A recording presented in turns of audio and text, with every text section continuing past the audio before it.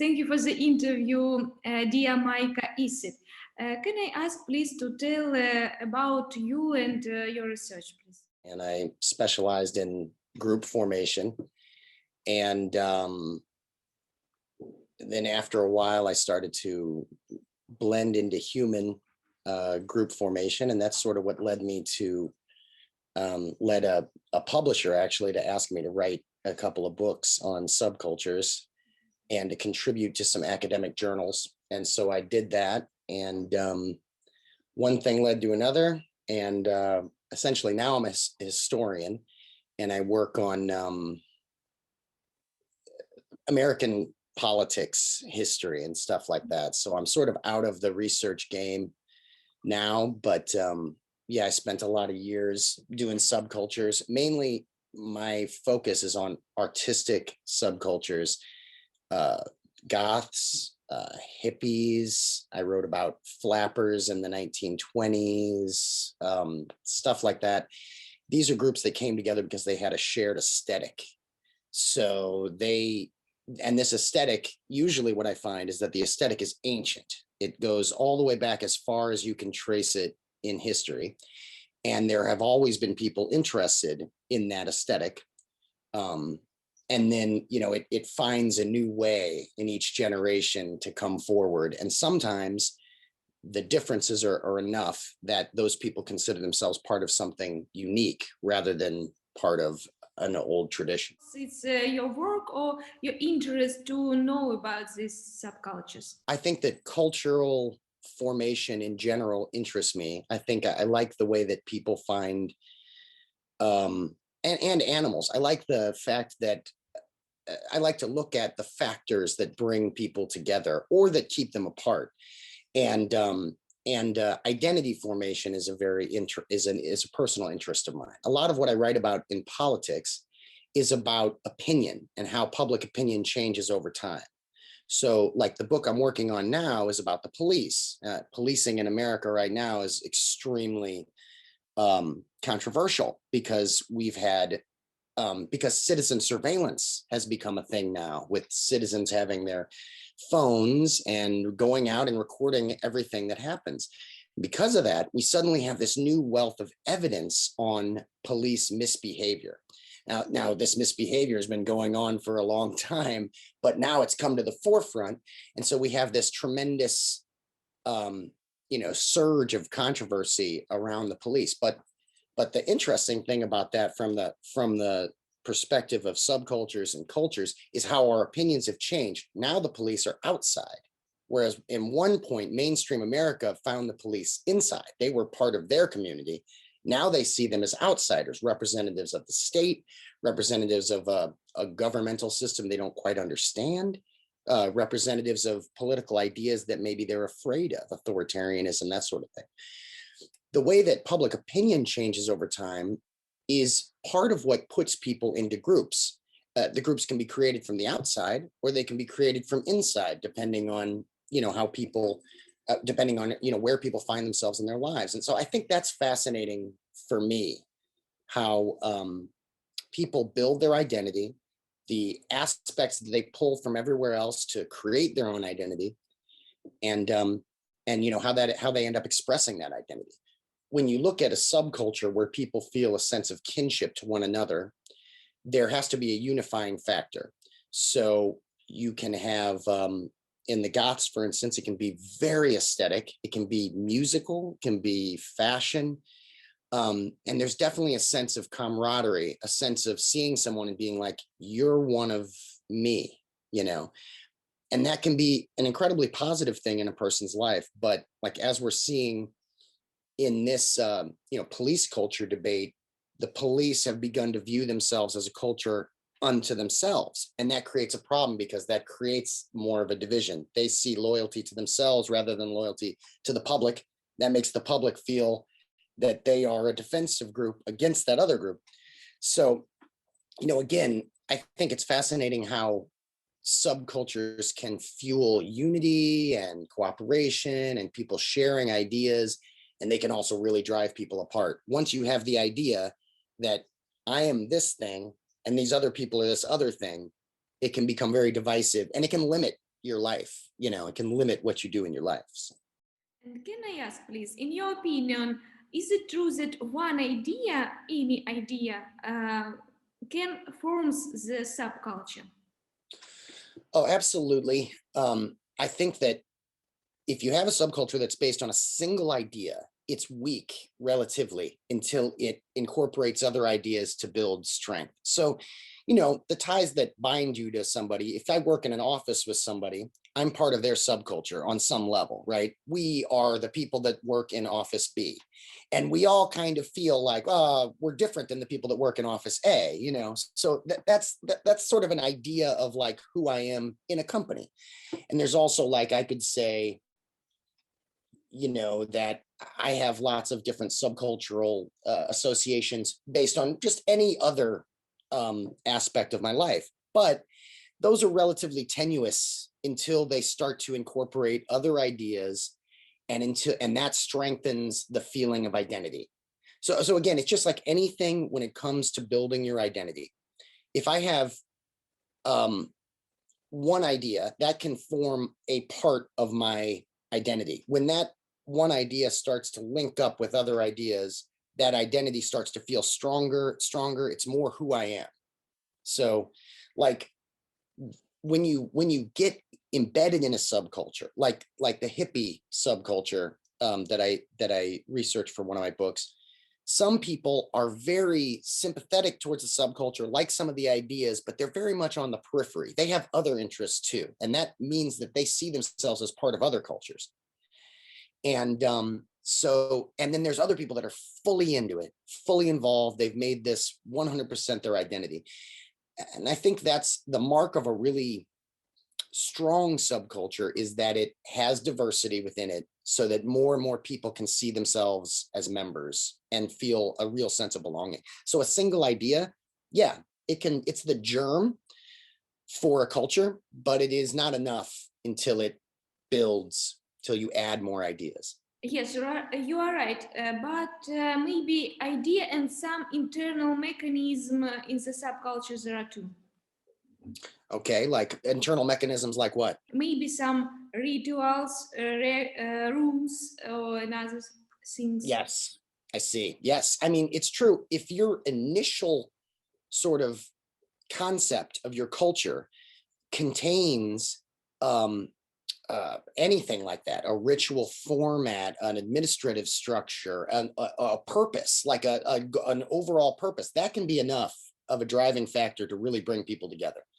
I mean, if you want to say, if you're fighting against a specific cause, right? Or like you're an environmentalist, right? I mean, if that idea and the core idea is just that the environment is not protected and needs to be protected, that's a single idea. And a lot of people share that, but to make that into a subculture, yeah, I mean, if you have a set of rules or a set of rituals that you share together, certainly. Language also is a huge thing. If you are part of a subculture where you share a slang, a unique language for your subculture. How do you think, what influences the choice of a person to interact with one or another subculture? It really depends on the individual, but and it depends on the type of subculture. So you have aesthetic subcultures, you have ideological subcultures, you have political subcultures. People are drawn to that from different perspectives. I think that in general, if you boiled it all down, you're going to have somebody that either wants to achieve something or they are just searching to define themselves in relationship to their world. So a lot of the subcultures are about defining yourself, and any subculture can help you define yourself, but there's also subcultures based on achieving a goal, a specific goal. So if that's the case, then somebody might be drawn into it based on their perception that they'd like to achieve that goal. For instance, political subcultures today in the United States, we see a lot of people going towards them because they feel sometimes a nebulous sense that something's wrong in their world or something's wrong in their life. They want to correct that, and they hear somebody or read something that resonates with them, and they're like, yeah, this person gets it. They see what I see, and that could be enough. Then they might want to be a part of that community because they would feel a sense of camaraderie with those people. So, but then in other cases, like when I was looking into the Goths, what I ended up finding was that they were very young when they felt different. Like they gravitated towards an aesthetic that was outside of the mainstream. And not only that, they felt that the mainstream aesthetic was boring or fake or processed, in some way. And even though what they do is very theatrical with the black makeup and all of that stuff, what they do is very theatrical. It's purposefully theatrical. They feel like mainstream aesthetics are theater that people engage in without even knowing that they're putting on a theater. It's like, I cut my hair this way. Why? Oh, I don't know. Everybody seems to have their hair cut that way. They're conforming. So these people are non-conformist in a certain way. And they tend to discover this early in their lives, at least in adolescence.